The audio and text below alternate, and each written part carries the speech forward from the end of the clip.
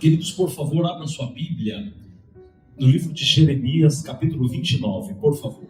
Vamos ter aqui também na tela esse texto precioso. Vamos ler do versículo 1 ao versículo 14. Jeremias, capítulo 29, do versículo 1 ao versículo 14. Eu vou estar lendo nessa versão aqui, Almeida Corrigida e Fiel, para que possamos juntos ler a palavra do Senhor. Jeremias, capítulo 29, versículo 1 ao 14. Incluso nossos irmãos invitados também podem virar aqui na pantalha. Teremos aqui, está em português, podem acompanhar se querem. Vamos ler desde o versículo 1 ao versículo 14. Vamos ler juntos, por favor, vamos ler juntos. Versículo 1. E estas são as palavras. Vamos ler todos juntos, até o versículo 14. Vamos lá? 1, 2, 3, por favor. E estas são as palavras da carta que Jeremias, o profeta, enviou de Jerusalém aos que restaram dos anciãos do cativeiro, como também aos sacerdotes e aos profetas e a todo o povo que Nabucodonosor havia deportado de Jerusalém para a Babilônia. Versículo 2.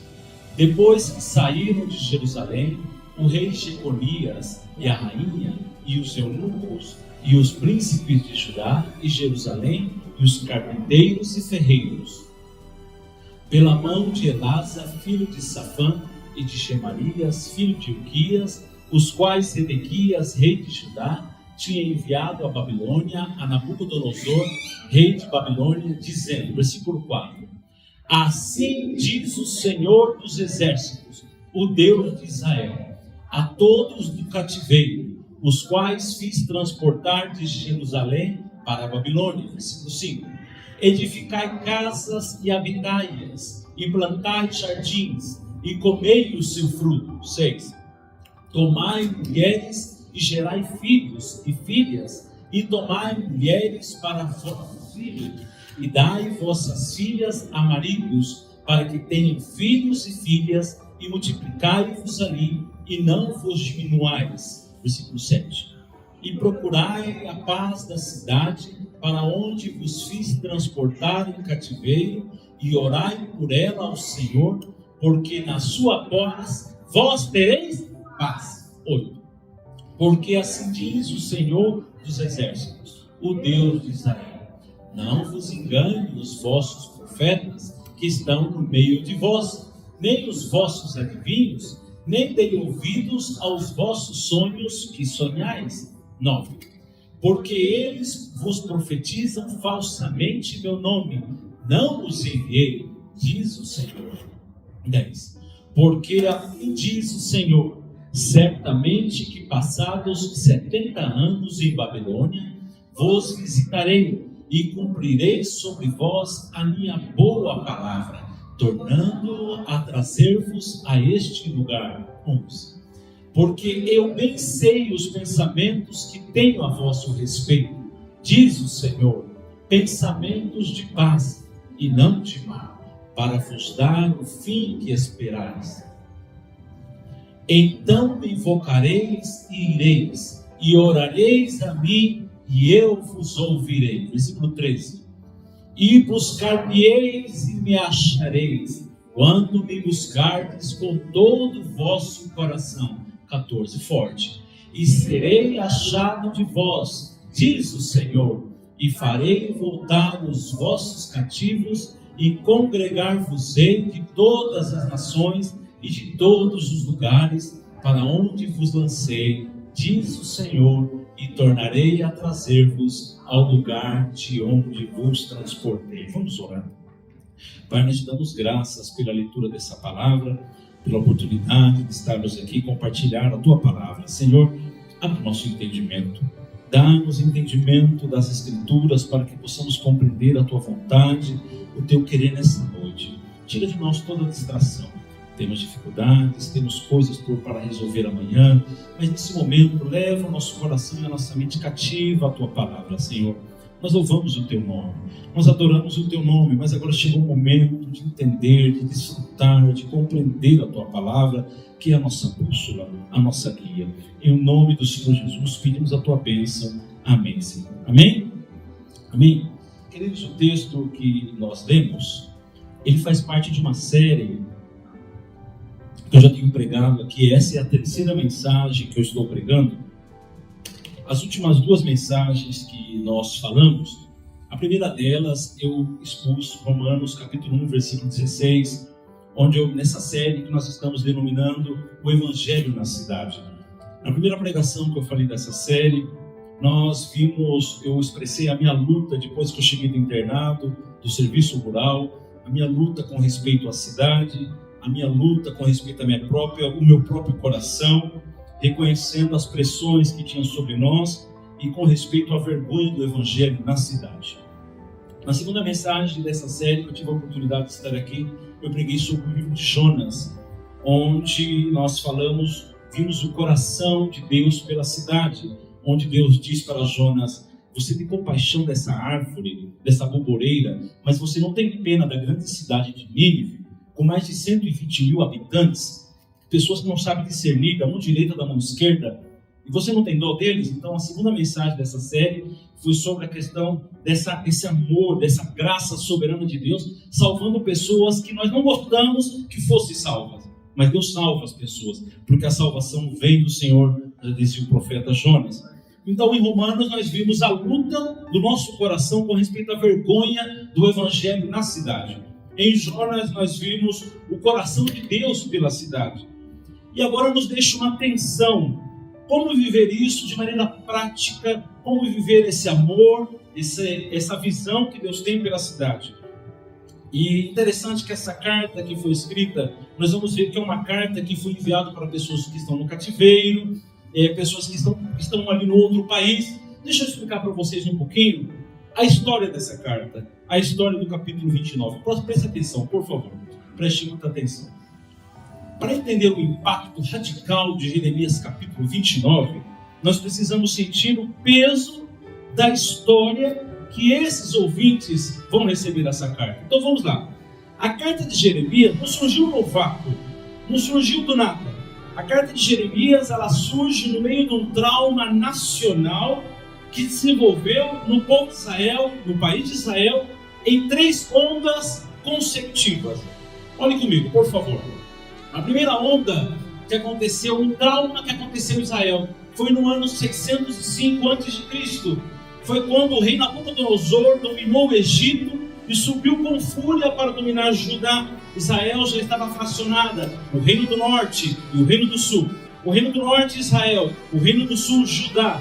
O reino do norte, capital Samaria; o reino do sul, capital Jerusalém. Nabucodonosor agora é o imperador de um grande império que está nascendo, o Império Babilônico. A Babilônia, ela tinha uma estratégia muito cirúrgica, muito detalhada, com um bisturi que corta perfeitamente. Eles invadiram invadiram Judá, e eles não mataram as pessoas de Judá, ao contrário dos seus inimigos assírios, que quando invadiram o reino do norte, destruíram o reino do norte. Não, Nabucodonosor era melindroso, ele era cirúrgico, ele era detalhista. Ele invadiu o reino do sul, Jerusalém, e ele levou a elite intelectual, os melhores homens, as melhores cabeças, as melhores mentes, as pessoas mais inteligentes do império. Como isso aconteceu? Ele pegou os artesãos, ele pegou homens inteligentes, ele pegou Daniel, ele pegou Ananias, ele pegou Misael, ele pegou Azarias, essas pessoas inteligentes dali daquele tempo, pegou alguns tesouros do templo de Israel, ali de Judá, e levou e transformou o Judá num estado vassalo, num estado escravo. E foi em 605. E dali em diante ali vai se desenvolver todo o livro de Daniel, porque Daniel, do capítulo 1 em diante, Daniel vai servir na Babilônia, ao rei Nabucodonosor. Só que depois Nabucodonosor não está contente, ele não está satisfeito. Vem a segunda onda de deportação, a segunda onda de invasão. O reino do sul se rebelia de novo, e o Nabucodonosor invade de novo, e agora leva mais de 10 mil profissionais, artesãos. O Nabucodonosor remove o cérebro e os braços de Judá e leva para a Babilônia. Foi aí então que, para esse grupo específico, quando está já nessa segunda onda de perseguição, que Deus levanta o profeta Jeremias para escrever esse livro, essa carta especial do capítulo 29.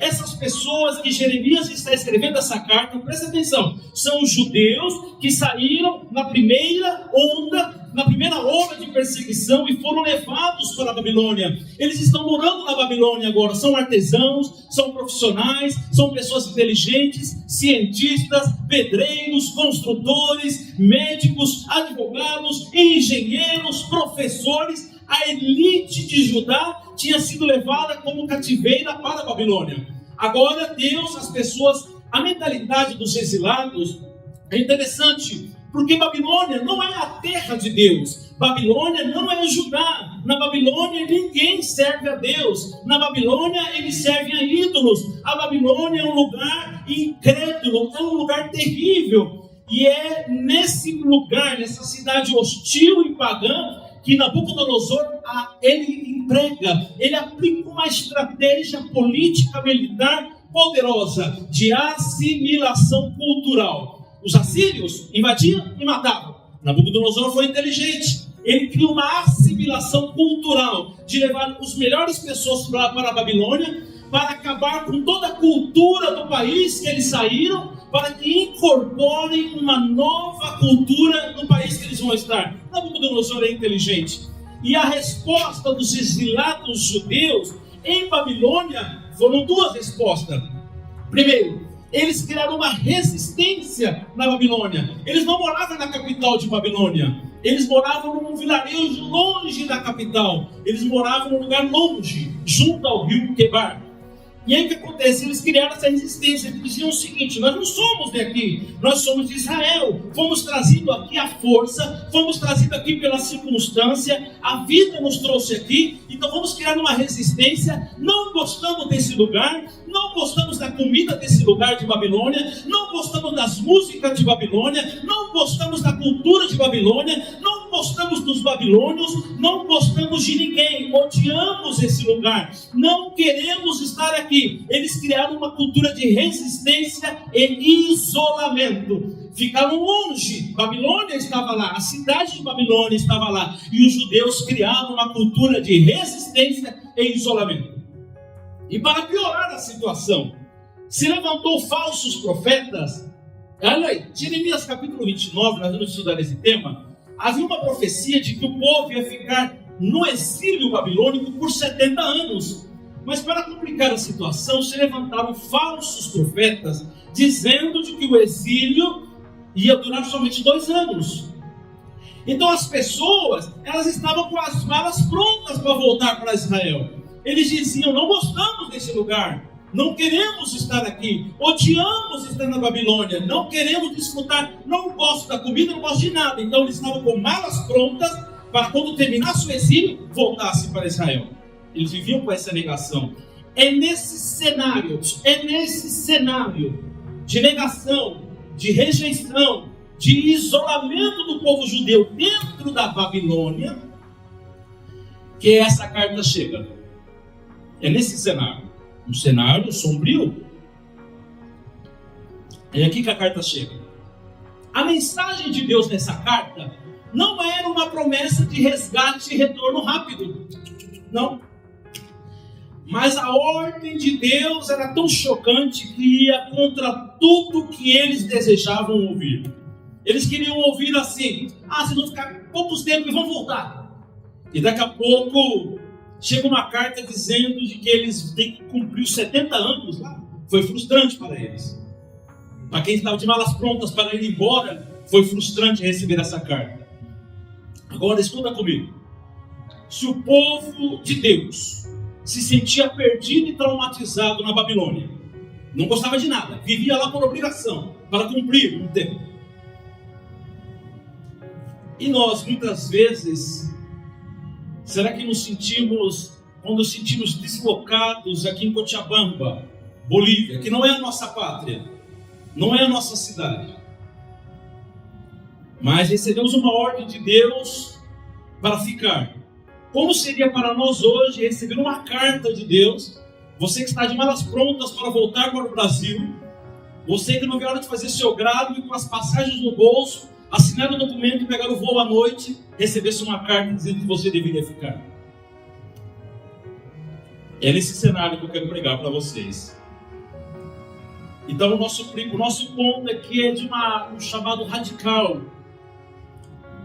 Que interessante, porque as pessoas aqui eles estão vivendo de maneira equivocada na cidade. Olha comigo, presta atenção. 2 mentalidades equivocadas dentro da cidade da Babilônia. Primeiro,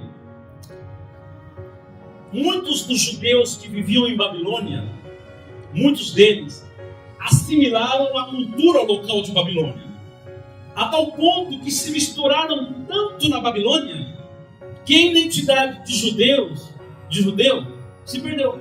Havia uma assimilação tão grande com a cultura, com as coisas, que a identidade de judeu se perdeu. Eles se tornaram como babilônios.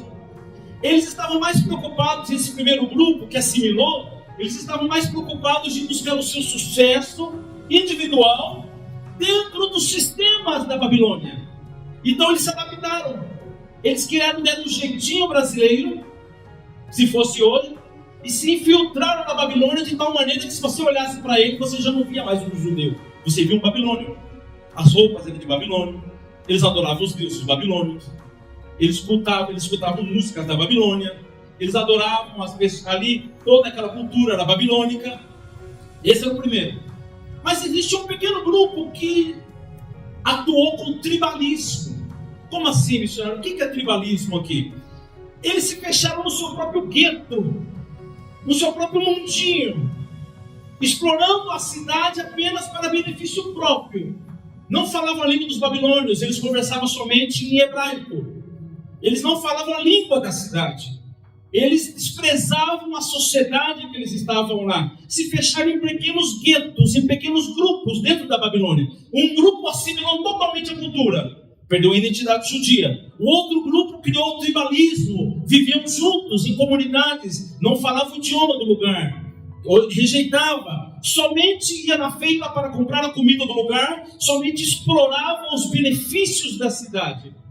E Deus rejeitou ambas posições, a do tribalismo, de somente ter benefício na cidade, a do isolamento, e Deus rejeitou a assimilação cultural.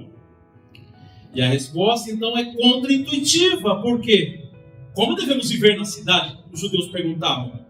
Se não podemos nos misturar, ser como eles, incorporar toda a cultura babilônica, e não podemos nos isolar em pequenos guetos, morar todos em um condomínio, o que eu devo fazer então? Que solução que eu tenho?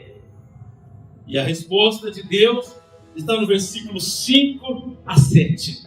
E é totalmente contra-intuitiva, contra gosto, foi odiada por quem recebeu essa mensagem. E o versículo 5, eu vou pedir que o Marcelo coloque, não sei se depois podemos colocar na tela.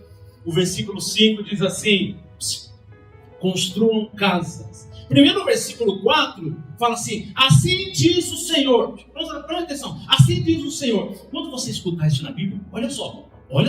Cada vez que você estiver lendo a Bíblia e vir essa frase, assim diz o Senhor, para tudo. Deus está falando. O que Deus vai falar? No versículo 5, Deus fala assim: construam casas e habitem nelas, plantem jardins e comam dos seus frutos, casem-se e tenham filhos e filhas, escolham mulheres para casar-se com seus filhos e deem as suas filhas em casamento, para que também tenham filhos e filhas, multipliquem-se e não diminuam. Versículo 7. Está aí o versículo 7, coloca para nós o versículo 7, por favor, na tela. Olha como foi odiosa essa palavra do versículo 7.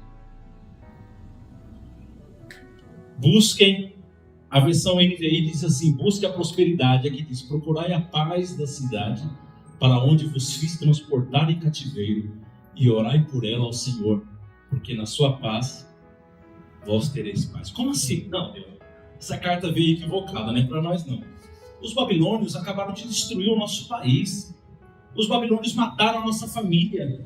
Os babilônios invadiram a minha cidade. E eu estou aqui na Babilônia, obrigado. Eu não vim aqui porque eu gosto. Eu não vim aqui porque eu queria fazer um tour por Babilônia e agora eu vim morar na Babilônia. Não, eu estou aqui porque eu vim como escravo. Eu vim como servo. Eu fui deportado. Eu estou exilado.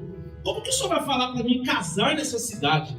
Como que o senhor vai falar para mim construir casa aqui nessa cidade? Eu odeio essa cidade de Babilônia. Eu quero voltar para minha pátria, Israel. Agora você vem falar para mim construir casa e morar na casa. E pior, plantar jardim, comer fruto. Peraí, Deus, o senhor já imaginou quanto tempo demora para crescer uma árvore, para dar fruto? O senhor está dizendo que eu vou ficar muito tempo aqui? Isso, construa casa e toma fruto. E tem mais, case-se na cidade. Tenha filhos na cidade. Inaugura a maternidade de Babilônia. Tenha filhos lá. E não somente isso, os seus filhos vão crescer e vocês vão dar os seus filhos para casar entre si. Vão dar os seus filhos em casamento. Não diminua, multiplica na cidade. Mas Deus, tá, não, para aí, eu não sou daqui não.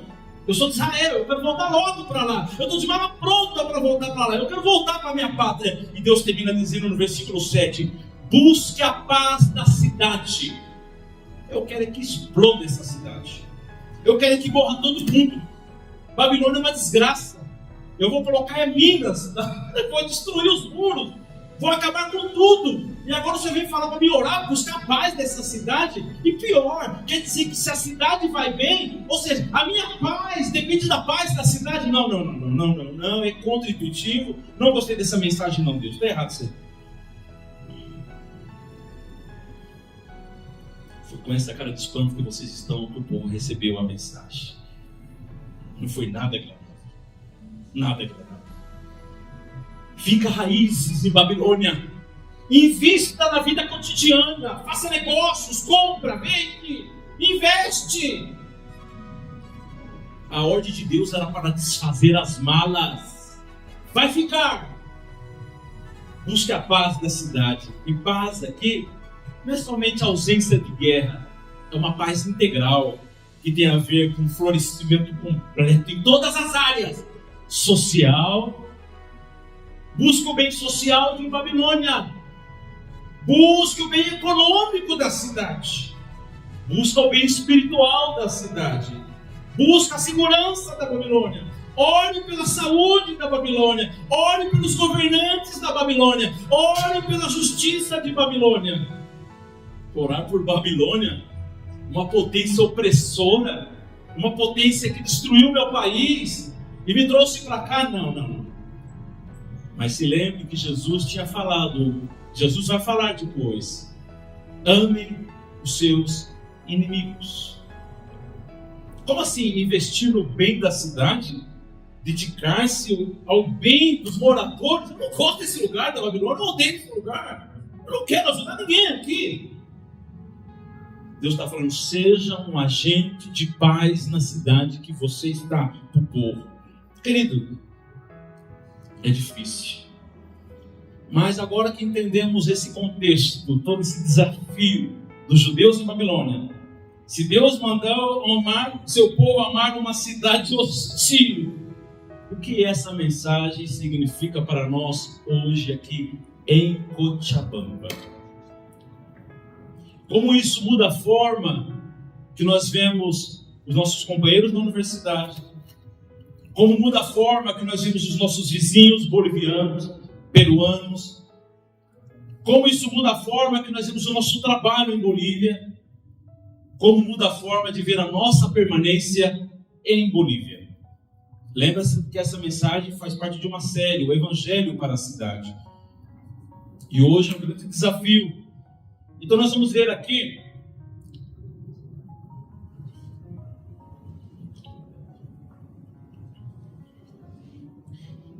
como deveria ser o estrangeiro naquele lugar.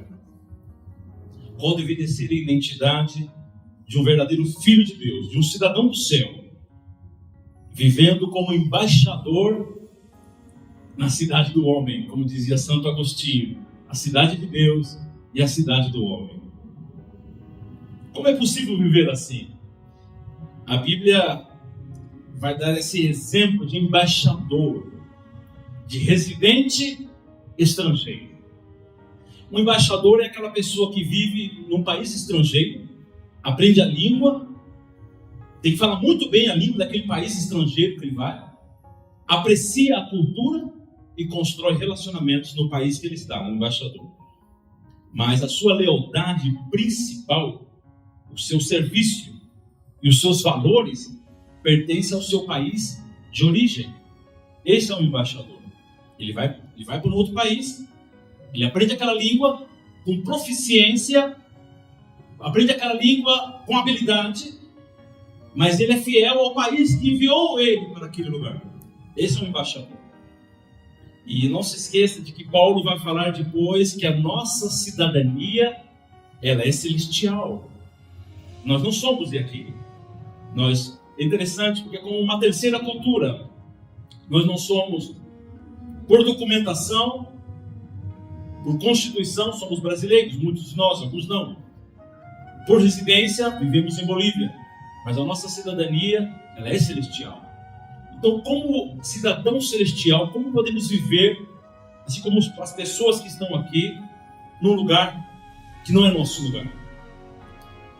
O primeiro ponto é esse: os valores do reino, da nossa cidadania e os valores do lugar que nós estamos, valores do mundo. A lógica dos valores do lugar onde nós estamos é essa: eu primeiro. Furo fila, mato câmbio, engano, faço coisas, é eu primeiro. Essa é a filosofia da nossa realidade, tanto em Bolívia quanto em Brasil, nossa cidadania terrena. Só que no reino de Deus, como cidadãos dos céus, nós estamos vendo como viver essa realidade do evangelho na cidade. No reino de Deus, é moldeado pela cruz, baseado no que ele fez primeiro, no que Cristo fez. Jesus, nos valores do reino, Jesus vem ao mundo e diz: você é primeiro, eu dou a minha vida pela sua vida. Você é importante. Isso vai se traduzir numa negação dele mesmo, ou de nós mesmos também, e áreas tão críticas como o sexo. Já não é mais um pedaço do bolo que eu como e jogo fora o resto. Já não é mais. O sexo é sagrado nesses valores do reino. Onde o dinheiro agora tem valor para a semente, para a bênção. E não é mais Mamon, o Deus do dinheiro, que me domina. Valores como o poder não me sobem para a cabeça e eu piso nas pessoas. Senão eu uso o poder para trazer benefício onde eu estou. É a discrepância, é a diferença dos valores do mundo e dos valores do reino. Nessa cidadania celestial, nesse exílio que nós estamos vivendo. E a base para todo esse sacrifício está no próprio Cristo, que Davi leu aqui. Quando Davi lia o texto, nosso obreiro Davi lia o texto, e nós repetíamos: porque a sua benignidade dura para sempre. Benignidade é a palavra amor, porque o seu amor dura para sempre. É o amor de Cristo, é a benignidade de Cristo, a identidade de Cristo. Cristo se mudou para o nosso bairro. O que significa? Cristo deixou a sua pátria no céu, se encarnou, sofreu oposição, morreu por seus inimigos, morreu fora dos portões da cidade de Jerusalém, para que agora, através da morte de Cristo, nós, os cidadãos desse reino, dessa nova cidade, nesse exílio que estamos vivendo, agora nós possamos ser trazidos para dentro da cidade de Deus. Então já não é Cochabamba, já não é São Paulo, já não é Rio, já não é La Paz, não é Oruro, agora é a cidade do nosso Deus, que se manifesta em diferentes lugares, através da morte de Cristo. Quando você crê em Cristo, você se torna um cidadão da cidade de Deus, e aonde você estiver, a cidade já não vai mais te engolir. Quando você ver Camaros nas ruas, quando você ver Ferrari, quando chegar no fim de semana e você não tiver para comprar uma pizza, você já não entrará em depressão, você não ficará triste. Quando seus amigos forem festejar e você tiver que entrar no seu quarto para estudar para parcial de segunda-feira, e você tiver somente o dinheiro da sua passagem, essa cidade dos homens, seja Cochabamba, La Paz, Oruro, São Paulo, não vai mais te engolir, porque você já não faz parte mais desse sistema. Você usufrui. Quando você tem, você pode usufruir, mas quando você não tem, isso não te traga. Quando você entrar no Hipermall, ou quando você entrar no Hipermaxi, e você não puder comprar as coisas que você deseja comprar, você entende que é um momento que você está passando. Essa não é a sua realidade, você não pertence aqui. Estamos sujeitos a situações econômicas, mas isso já não te deprime mais, isso não te leva às lágrimas, isso não te leva ao suicídio. Você é cidadão do reino de Deus, E agora a nossa aprovação não está em investir nas melhores marcas de Cochabamba ou de São Paulo. A nossa aprovação não está em dirigir um Camaro ou um Tesla última geração por Cochabamba. A nossa aprovação não é tirar 100 numa parcial, ainda que é excelente tudo isso. A nossa aprovação não é ser aplaudido pelos amigos da universidade com os melhores celulares, a melhor tecnologia, bolso cheio de dinheiro. Agora a nossa aprovação vem através do nosso Senhor Jesus Cristo. E onde você estiver, seja um exilado em Cochabamba, ou mesmo quando voltar para o Brasil, ou for para um outro país, a sua aprovação está em Deus. A cidade de Babilônia, a cidade de Cochabamba não vai te tragar, não vai te devorar vivo. Você caminha por cima de toda essa realidade. Hoje tem, glórias a Deus. Amanhã não tem, louvado seja o Senhor. A nossa realidade, a nossa aprovação vem do rei dessa cidade, vem do Senhor Jesus. Não vem dos meus amigos da UPAL, da Udabol, da Unifrance. Não é o que pensam sobre mim, nem muito menos o que eu penso sobre mim. Vem da aprovação do rei dessa cidade celestial. Somos cidadãos de um reino celestial. A nossa identidade não é a babilônica e tampouco cochabambina ou brasileira. Ok, respeitamos tudo isso, mas a nossa identidade vem dos céus. Nós, como cidadãos dos céus, vivemos essa identidade. E tem mais, tem uma pergunta. Como podemos ser agora, ao mesmo tempo, diferentes dessa cultura ao nosso redor? Como podemos ser diferentes dessa realidade e ao mesmo tempo comprometidos com o bem de Cochabamba, com o bem de Bolívia? Como podemos fazer isso? Já que não podemos assimilar a cultura totalmente e perder a nossa identidade, já que não podemos viver em guetos, em lugares fechados, isolarmos. Qual é a terceira via de tudo isso então? Eu quero contar para vocês uma história. E é interessante, essa história aconteceu, presta atenção, aconteceu no ano 250 depois de Cristo. É conhecida como a peste de Cipriano, que devastou Roma e as cidades vizinhas. Então Roma é uma grande metrópole com mais de 1 milhão de habitantes. A sociedade se desintegrou em Roma. Era como uma febre hemorrágica. Alguns historiadores, Galeno, nesse tempo, Galeno, o grande médico, ele viveu nesse tempo, ele descreve essa pandemia, essa epidemia em Roma, a peste de Cipriano, como uma espécie de um ébola, uma febre hemorrágica, com disenteria terrível. E a pessoa morria desidratada através de disenteria, através de sangrado. A sociedade de Roma se desintegrou. A regra em Roma era: salve-se quem puder. De um historiador chamado Dionísio de Alexandria, e ele descreveu que as pessoas em pânico empurravam para longe aqueles que adoeciam e jogavam nas ruas antes mesmo que morressem. O pânico era total em Roma. Mas um grupo desprezado em Roma agiu de forma diferente. Eram os chamados galileus, os cristãos. Dionísio, o historiador, descreve que enquanto toda a população de Roma fugia, muitos de nossos irmãos cristãos mostraram amor e lealdade ilimitados, nunca poupando-se a si mesmos, cuidaram dos enfermos, atendendo a todas as suas necessidades. Eles não cuidavam, os cristãos, na epidemia da peste de Cipriano, que morria mais de 50 mil pessoas por dia. A peste de Cipriano, mais de 50 mil pessoas morriam diariamente. Os cristãos não cuidavam apenas dos seus amigos cristãos, mas de vizinhos pagãos, que não serviam a Deus. Essa atitude foi tão chocante que o imperador Juliano, daquela época, ele odiava os cristãos. Juliano odiava os cristãos. Ele era inimigo da fé. E ele escreveu uma carta furiosa dizendo o seguinte: é vergonhoso que esses galileus, ou seja, os cristãos, sustentem não apenas os seus pobres, mas também os nossos. Os cristãos, na peste do Cipriano, entenderam de que, literalmente, eles estavam buscando o shalom de Roma. Quando todos fugiram, eles ficaram e cuidaram dos enfermos, hidrataram os enfermos. E disse que esse processo, olha que interessante, né? Esse processo de hidratação, de cuidado, muitos deles, inclusive muitos que foram colocados na rua, nem estavam com a peste, só estavam desidratados. E esse cuidado do cristão de hidratar, de estar ali ao lado, isso aumentou a expectativa de vida de muitas dessas pessoas.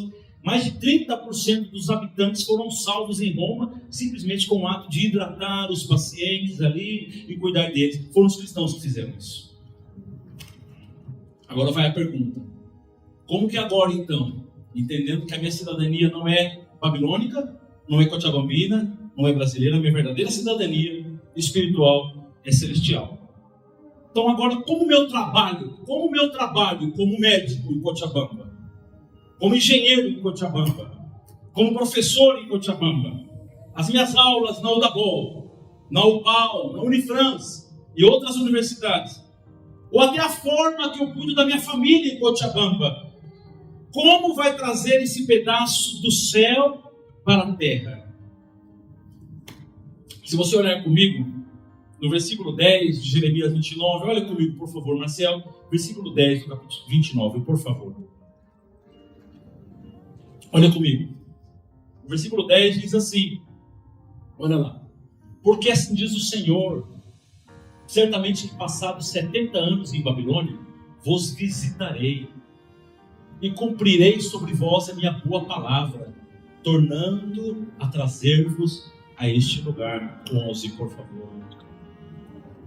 Porque eu bem sei, Deus falando, porque eu bem sei os pensamentos que tem a vosso respeito. Deus falando para os judeus, numa terra estrangeira, numa terra odiosa, numa terra rejeitada.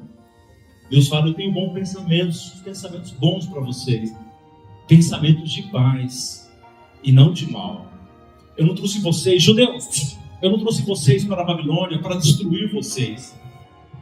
E é interessante que os historiadores vão contar, presta atenção, que até então, antes do povo ser levado ao cativeiro como exilados, o povo era idólatra. E diz que o cativeiro em Babilônia purificou os judeus. Em outras palavras, aqueles que não eram crentes, que maravilhoso isso, aqueles que não eram, serviam a Deus, Israel, quando foram para o exílio babilônico, vendo a sua situação, começaram a servir a Deus de maneira fiel. E os historiadores vão dizer que depois do cativeiro, depois que termina tudo, o povo retorna com um edito real de Ciro, rei da Pérsia. Diz que o povo voltou purificado da idolatria. Diz que o cativeiro serviu para purificar o povo da idolatria. E Deus está falando aqui: eu tenho um pensamento de paz, não de mal para vocês, judeus em Babilônia, para vos dar o fim que esperais. A mentalidade dos judeus em Babilônia é: vamos morrer aqui, vamos perecer aqui, a perseguição está grande aqui, não gostamos daqui. Deus está falando: calma, respira, conta até 10, calma. Os meus pensamentos para vocês aí na terra estrangeira é de paz. Está tendo problema, mas os meus pensamentos, eu sei quais são os meus pensamentos para vocês nessa cidade estrangeira. Mas Senhor, não está bom, não gosto, não quero, estou de mala pronta e eu estou suportando. Calma, eu não vou destruir, eu não levei vocês para a Babilônia para destruir vocês. Eu levei vocês, judeus, para a Babilônia para purificar o coração de vocês. E como foi cantado aqui, para que a nossa dependência seja total do Senhor. Em terra estrangeira, a dependência é total do Senhor. Deus está dizendo: eu sei os pensamentos que tem a vosso respeito. Eu tenho pensamentos de paz. E eu quero usar aqui com muito temor no coração. Com muito temor no coração, eu quero usar essa palavra para nós hoje. Deus nos trouxe para a Bolívia, Deus nos trouxe para Cochabamba, não foi para nos destruir, não foi para envergonhar o nome dele, não foi para envergonhar o nome da igreja, não foi para servir de opróbrio, de maldição, de vergonha para o povo boliviano, para a igreja, para a família.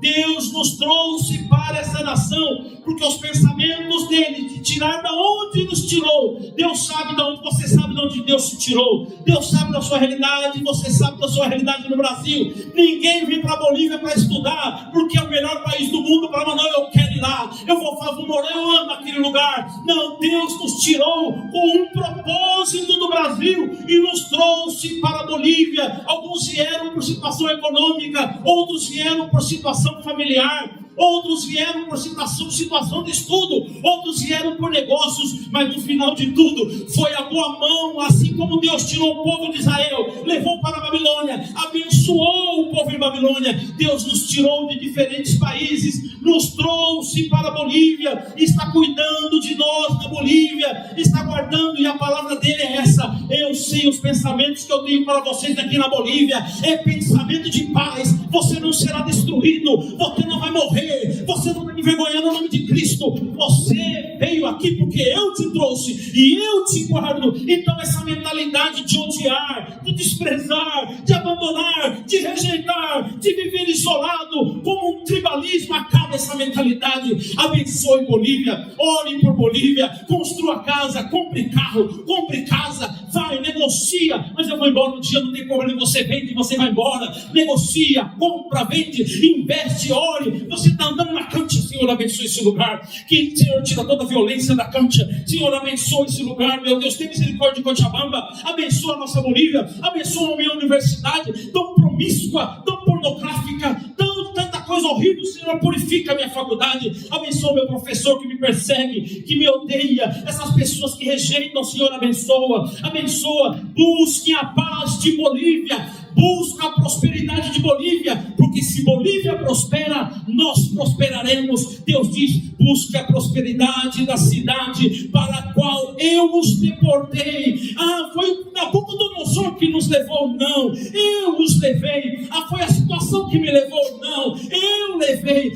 Foi a crise que me levou? Não, eu os deportei. E orem ao Senhor em favor dessa cidade, porque a prosperidade de vocês, a prosperidade dos brasileiros em Cochabamba depende da prosperidade de Cochabamba. Se Bolívia prospera, se Bolívia é abençoada, como consequência, não é o contrário, não é primeiro eu buscar o meu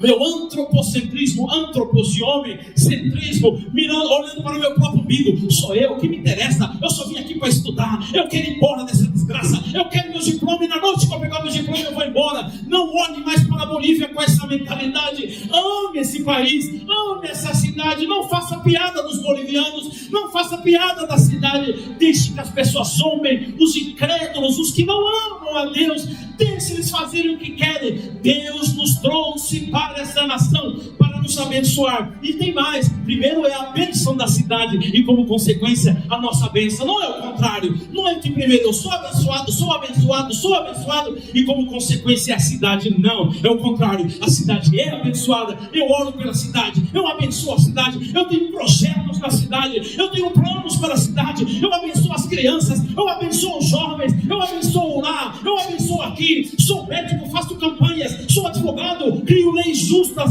ajudo as pessoas, dou aula de espanhol, dou aula de inglês, dou aula de português. Eu estou investindo na cidade, ajudando, a cidade vai prosperar e como consequência nós seremos prosperados. É a palavra de Deus nessa noite através da carta de Jeremias.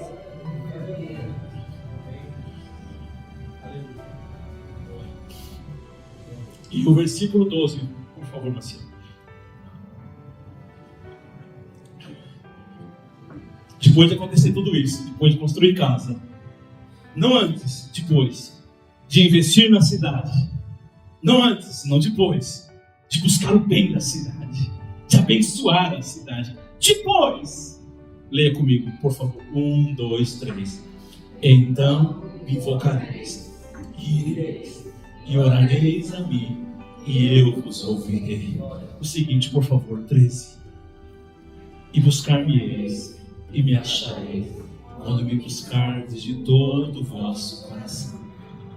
Depois de construir, de investir, de orar, de abençoar, aí vocês podem me buscar. E é interessante que aqui, no versículo 13, na minha versão, na NVI, diz assim, presta atenção, no versículo 13 diz assim: O versículo 14, Marcelo, por favor, olha o versículo 14. Vamos ver nessa versão, depois eu vou mostrar na minha versão. Olha que lindo. E serei achado de vós, diz o Senhor. Depois de acontecer tudo isso, o que Deus vai fazer? E farei voltar os vossos cativos, e congregar-vos-ei de todas as nações, e de todos os lugares para onde vos lancei, diz o Senhor. E tornarei a trazer-vos ao lugar de onde vos transportei. Olha a NVI o que diz o versículo 14. Eu me deixarei ser encontrado por vocês. Eu me deixarei ser encontrado por vocês, declara o Senhor. É como se depois de acontecer tudo isso, eu abençoar, eu querer o bem da minha cidade, investir na minha cidade. Depois de tudo isso, é como se Deus abrisse as cortinas da revelação. E aqui o texto diz: eu me deixarei ser encontrado, vocês me procurarão e me acharão, e eu me deixarei ser encontrado por vocês. Para entender aqui, não precisa de revelação, não precisa. Como cristãos inteligentes que nós somos nessa noite, temos o Espírito de Deus. Fica muito claro que se não fizermos o que Deus nos manda nos versículos anteriores, Deus não se deixará ser encontrado por nós.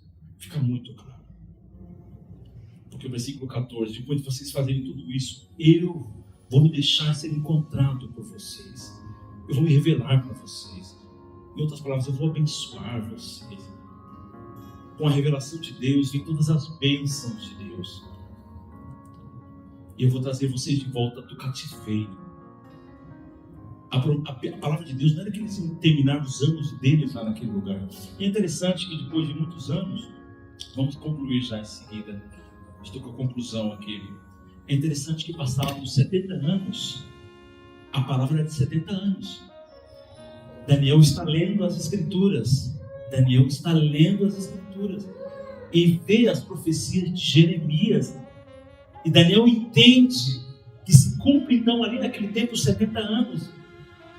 E aí então você vai ler Esdras, Neemias, esses livros, e você vai ver que vem um decreto de Ciro dizendo: aqueles que voltarão para Israel, eu vou ajudar. Vem um decreto real.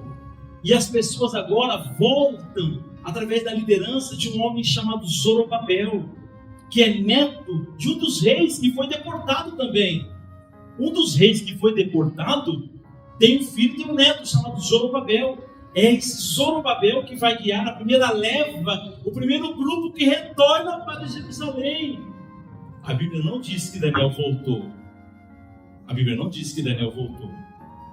E os historiadores, estudando esse texto, deixa claro que como se Daniel estivesse na sacada do palácio de Nabucodonosor, onde Daniel servia, como se Daniel estivesse olhando ali as calçadas da Babilônia, cheia de judeus, voltando para Israel. Inclusive até os filmes que você assiste de Jeremias, esses filmes bíblicos, você vê essa imagem de Daniel numa sacada e vendo as pessoas voltando, cumprindo a profecia de que eles retornariam para a sua terra. E a primeira leva volta com Zorobabel. Aí vem o livro ali depois de Esdras, Neemias, a reconstrução do templo. A glória da segunda casa será maior do que a primeira. Esses textos bíblicos conhecidos. E a conclusão que eu tenho nessa noite é essa. O chamado de Deus aqui está muito claro. Preste atenção, por favor. Eu termino aqui. Deus nos diz para nos enraizarmos, para investirmos, para orarmos e buscarmos o bem integral, o shalom da cidade onde Ele nos plantou. Mas se formos honestos, isso parece impossível. Parece impossível. Nosso coração natural, ele tende ao egoísmo, ao medo e à zona de conforto. Queremos ou fugir da cidade ou usar a cidade para o nosso próprio benefício. Como então podemos viver nesse conflito? A resposta é essa, queridos. Não é por força, não é por sua própria vontade. Escute, por favor. A resposta é olhar para o verdadeiro exilado com E maiúsculo. O exilado. Jesus Cristo, que deixou o seu lar celestial. Ele não era desse mundo. Ele deixou o seu lar perfeito no céu para entrar na nossa Babilônia. Nasceu de uma virgem, num lugar pobre, não nasceu num palácio. Os magos buscaram um palácio, mas ele não estava lá, ele estava num pesebre, num lugar, um mundo hostil e quebrado. O verdadeiro exilado, Jesus Cristo, não buscou somente o nosso shalom, ele se tornou a nossa paz lá na cruz. Ele é a nossa paz lá na cruz. É interessante porque, assim como os exilados, Cristo foi expulso da cidade, sofreu fora dos portões de Jerusalém, numa montanha em forma de caveira, chamada Gólgota, fora dos portões da cidade como um verdadeiro exilado, para que então nós pudéssemos ser acolhidos na cidade do nosso Deus. Sabe por que ele fez isso? Porque a nossa identidade só está completa em Cristo. Eu volto a repetir, já não somos mais definidos pelo nosso sucesso na universidade, pela nossa carreira ou pela nossa aceitação na cultura boliviana que nos aplaude. Não é essa a nossa aceitação. A nossa identidade está segura em Cristo agora. Não precisamos mais tirar algo de Cochabamba para se sentir valioso e importante. Agora nós podemos servir a cidade com graça e amor. E as duas palavras que eu tenho para você, a primeira palavra é para você que é cristão. Você que entrou aqui, você já é cristão. Escute essa primeira palavra. Você que serve a Cristo, você que é um cristão. A sua identidade não vem da sua aceitação da cultura, está em Cristo. Agora você é livre para viver como residente estrangeiro. Servir a cidade. E tem mais. Cada pequeno ato de serviço de amor nessa cidade de Cochabamba, ou outra cidade que você está vendo esse vídeo, de Bolívia, é como uma pequena amostra de como será a nossa cidade, a Nova Jerusalém que está por vir. Cada pequeno ato de bondade que nós fazemos aqui, cada comprimido que damos para desparasitar as crianças, cada pequena campanha de saúde que vamos, parece ser tão pouco. Você faz e parece que não muda nada. Cada pequeno abraço, cada carinho, respeito que você dá por essa pessoa aqui em Bolívia é uma pequena amostra de como será no reino perfeito de Deus, onde haverá esse cuidado do Rei dos Reis e Senhor dos Senhores. Essa é a palavra para você, cristão. E para você que entrou aqui, você não é cristão, você não recebeu o Senhor Jesus como seu Salvador ainda. Você gosta das músicas, você gosta do ambiente, você tem uma afinidade pelas coisas de Deus. Isso é muito bom. Eu tenho uma palavra para você. A resposta para o vazio que você está buscando não está em Cochabamba. A resposta para o vazio que você está buscando não está no seu título que você vai ter. E vai ter. É importante isso. Você veio por isso. Você veio por isso. E vai conseguir. A resposta que você está buscando não está em conquistar mais amigos em Cochabamba. Ou talvez viver uma vida nababesca, uma vida ostensiva, uma vida de ostentação. A resposta que você precisa não está se envolver e assimilar toda essa cultura. Se você percebeu, a cidade ela serve como uma lupa espiritual. Ela potencia os nossos maiores pecados de solidão, longe da família, de tristeza. Não me esqueço, à noite que eu recebi uma chamada do meu sobrinho dizendo: vô, corre para cá. Tio, corre para cá. Eu era meu sobrinho, tio Samuel, corre para cá. O que houve? O vô faleceu. E eu olhar para um lado, olhar para o outro, não saber o que fazer, porque ele estava sendo velado em São Paulo. Como chegar até lá? É uma cidade que serve como uma luta espiritual que amplia a nossa solidão, a nossa tristeza, a nossa depressão. Inclusive pecados ocultos são ampliados por essa lupa espiritual. E é também na cidade que expõe o vazio que os ídolos do dinheiro, do sexo não pode preencher. E se você entrou aqui nessa noite e você se sente vazio, deslocado, você não se sente nem parte daqui, nem parte de lá, você está deslocado, como diz em castelhano, desubicado. O Evangelho, ele oferece uma resposta radical, totalmente diferente. Jesus, o exilado supremo, foi banido para que você pudesse encontrar um lar. Arrependa-se de buscar a vida nos seus próprios termos e confie na graça de Cristo. É a palavra do Senhor que vem nessa noite através dessa carta de Jeremias, capítulo 29. Eu quero orar com vocês. Você que deixou a sua cidade, você que veio para cá, e esses últimos dias têm sido um pesadelo para você. Você tem escutado notícias de medo, de perseguição, o que vai acontecer. O diagnóstico nós já sabemos, não é bom. O diagnóstico de Bolívia não é bom. A Bolívia está enferma, espiritualmente, economicamente, politicamente, socialmente. Bolívia está enferma, é o diagnóstico. Mas e o prognóstico? O diagnóstico já sabemos. E o prognóstico? O que vai acontecer com esse paciente? Não sabemos. Porque o futuro do nosso país que estamos não depende de políticos, tem influência, mas não depende. Não depende de outras situações, senão do próprio Deus, o Todo-Poderoso, o Senhor do Brasil e o Senhor de Bolívia. Eu quero orar com você. Você que entrou aqui nessa noite buscando uma resposta. Fico, vou, odeio, amo, como é que eu faço? Eu tenho certeza que o Espírito Santo de Deus falou ao seu coração nessa mensagem. Eu quero orar com você.